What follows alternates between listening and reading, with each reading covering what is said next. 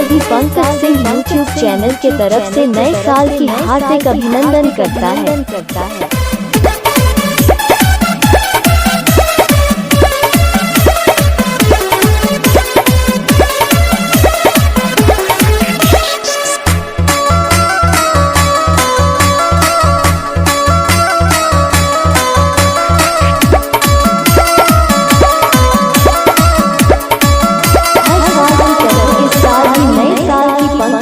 की तरफ से हार्दिक शुभकामनाएं हैं।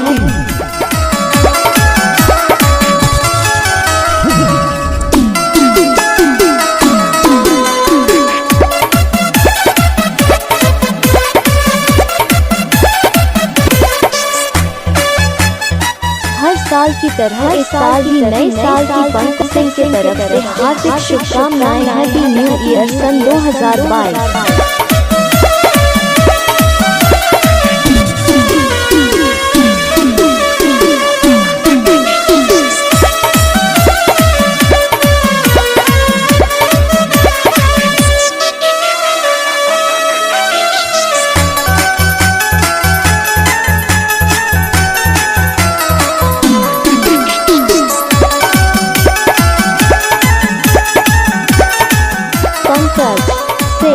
यूपी बहराइच किसी भी गाना डीजे सॉन्ग बनवाना चाहते हो फ्री में संपर्क करें